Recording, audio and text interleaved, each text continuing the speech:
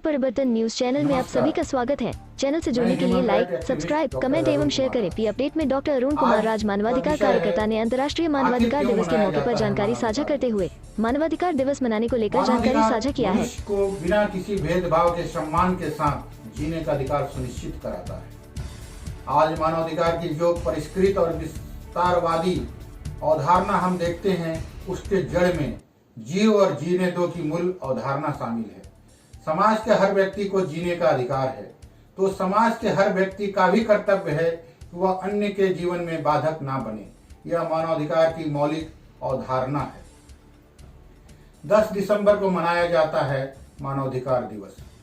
मानवाधिकारों के लिए जारी संघर्ष, इंसानी अधिकारों की पहचान और वजूद को अस्तित्व में लाने के लिए हर साल 10 दिसंबर को अंतर्राष्ट्रीय मानवाधिकार दिवस यूनिवर्सल ह्यूमन राइट डे मनाया जाता है।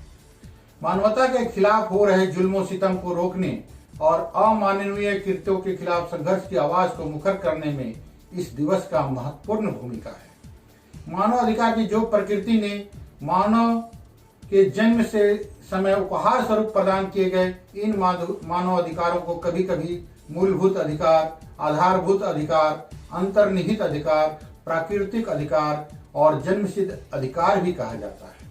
ये अधिकार सभी व्यक्तियों के लिए नितांत आवश्यक है, क्योंकि ये मानव की गरिमा और स्वतंत्रता के अनुरूप है तथा शारीरिक, मानसिक, बौद्धिक, नैतिक, सामाजिक और भौतिक कल्याण के लिए आवश्यक है। इन अधिकारों की अनुपस्थिति में मानव कभी भी किसी प्रकार का विकास नहीं कर सकता। मानवाधिकारों का सृजन भी समाज में होता है। सामान्यतः मानवाधिकार से तात्पर्य है लिंग, धर्म, जाति, संप्रदाय, देश, आर्थिक स्थिति जैसे भेदभाव मूलक विचारों को त्याग कर मानव को समुचित विकास, संरक्षण तथा ससम्मान जीवन जीने का वह अधिकार प्रदान करना जो उसे जन्म के साथ ही प्राप्त हो जाता है। हमारे संविधान में मौलिक अधिकारों एवं नीति निर्देशक सिद्धांतों को इसी भावना को ध्यान में रखते हुए स्थान दिया गया है। मानव अधिकारों का संघर्ष। ऐतिहासिक रूप से मानव अधिकार के संघर्ष का प्रमाण 15 जून 1215 में ब्रिटेन के सम्राट जॉन द्वारा अपनी समिति के कतिपय मानव अधिकारों की मान्यता देने वाले घोषणा पत्र पर हस्ताक्षर से मिलता है, जो विश्व में मैग्ना कार्टा के नाम से प्रसिद्ध है। 1689 में ब्रिटेन में हुई एक क्रांति ने मानवाधिकार की अवधारणा का विस्तार दिया। इस क्रांति में बिल ऑफ राइट्स के द्वारा व्यक्ति की मौलिक स्वतंत्रताओं को मान्यता दी गई, जिसका अब तक हनन किया जा रहा था।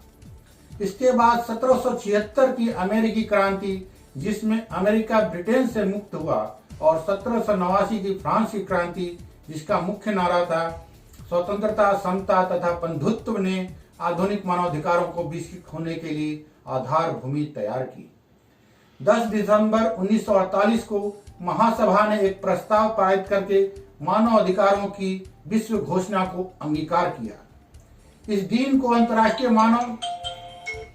मानव अधिकारों के रूप में सारे विश्व में मनाया जाता है। यह भी एक संयोग है कि संयुक्त राष्ट्र में जब मानवाधिकारों पर चर्चा हो रही थी, उसी समय भारतीय संविधान का प्रणयन हो रहा था। हमारे संविधान निर्माता इस तथ्य से पूरी तरह वाकिफ थे कि अपने देश में नागरिकों के लिए ऐसी ही व्यवस्था के लिए प्रयत्नशील थे। परिणाम स्वरूप भारतीय संविधान में मानवाधिकारों को उच्च स्थान देते हुए उसे मौलिक अधिकारों के खंड में न केवल शामिल किया गया, बल्कि इसकी रक्षा की जिम्मेदारी न्यायपालिका को सौंपकर इसे गारंटी कृत भी किया गया। वैदिक धर्म में है मानवाधिकार संरक्षण का मूल्य। मानवाधिकार के संरक्षण मूल भारत के वैदिक काल के धर्म में पाया जाता है। सर्वे भवन्तु सुखिनः, सर्वे सन्तु निरामया। इसका अर्थ भारतीय जीवन का प्रमुख दर्शन है तथा इसका प्राप्ति ही मनुष्य का चरम लक्ष्य है। भृतृहरि, वात्सायन, कौटिल्य के ग्रंथों में भी मानवाधिकार को मनुष्य का स्वाभाविक गुण बताया जाता है। गीता में भी मानवाधिकार का उल्लेख है। कर्मवाधिकारस्ते, धर्म प्राचीन भारत का सर्वोत्तम कानून है। एक कानून नैतिकता, न्याय और सत्यनिष्ठा का पाठ पढ़ाता है। धर्म का अर्थ है रक्षा करना, पोषण करना तथा कर्तव्यों का निर्वाह करना।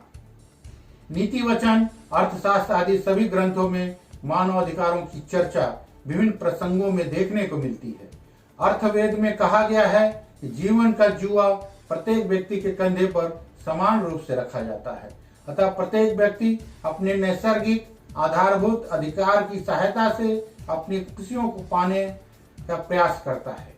भारत के विभिन्न संतों ने मानव अधिकार के विकास की दिशा में प्रयास किए। बुद्ध, महावीर, कबीर, गुरु नानक आदि के संदेश भी हमें मानवीय मूल्यों की रक्षा के दिए हैं। भारत और मानवाधिकार घोषणा पत्र। संयुक्त राष्ट्र संघ ने मानवाधिकार घोषणा पत्र पर भारत ने 1948 में हस्ताक्षर किए थे और 1950 से महासभा ने सभी देशों को इसकी शुरुआत के लिए आमंत्रित किया था। संयुक्त राष्ट्र ने इस दिन को मानवाधिकार की रक्षा और उसे बढ़ावा देने के लिए तय किया।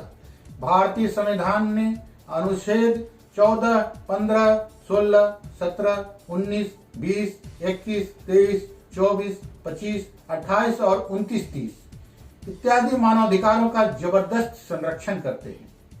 इतना ही नहीं, संविधान में अनुच्छेद 32 और 226 के संवैधानिक उपचारों द्वारा अधिकारों की रक्षा करते हैं।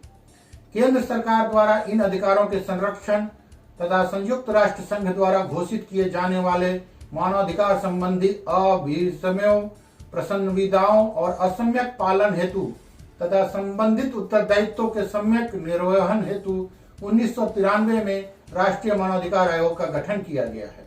इस आयोग का गठन मानवाधिकार संरक्षण अधिनियम 1993 के अंतर्गत किया गया। इसके अंतर्गत सभी राज्यों को मानवाधिकार आयोग के गठन का भी निर्देश दिया गया है। मानवाधिकार का हनन और भारत। प्रायः देखा गया है कि हमारे भारतीय समाज में मानवाधिकारों का सर्वाधिक हनन निर्धन गरीब व्यक्तियों और महिलाओं और बच्चों का होता है।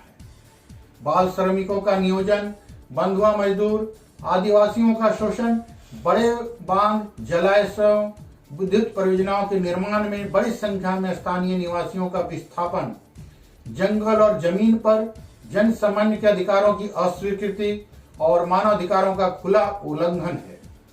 इस प्रकार के प्रकरणों में आए दिन नागरिक अधिकार संबंधी संगठनों द्वारा आवाज उठाई जाती है। यद्यपि इस संदर्भ में भारतीय न्यायपालिका और सरकारों द्वारा उठाए गए कई कदम अत्यंत महत्वपूर्ण भी हैं। दरअसल मानव अधिकारों की वैश्विक सार्वजनिक घोषणा के पीछे कोई बाध्यकारी कानूनी शक्ति नहीं है। फिर भी यह घोषणा स्पष्ट और निश्चित रूप से राज्यों के सम्मुख एक नैतिक आदर्श प्रस्तुत करती है। इसने अवश्य ही विश्व के अनेक संविधानों और अंतर्राष्ट्रीय समझौतों को प्रभावित किया है, जो व्यक्ति के गरिमामय मानवीय जीवन और सर्वांगीण चतुर्थिक विकास के लिए अपरिहार्य है।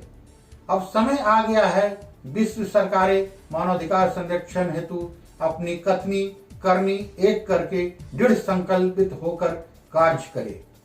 धन्यवाद। आपका अपना डॉक्टर अरुण कुमार राज।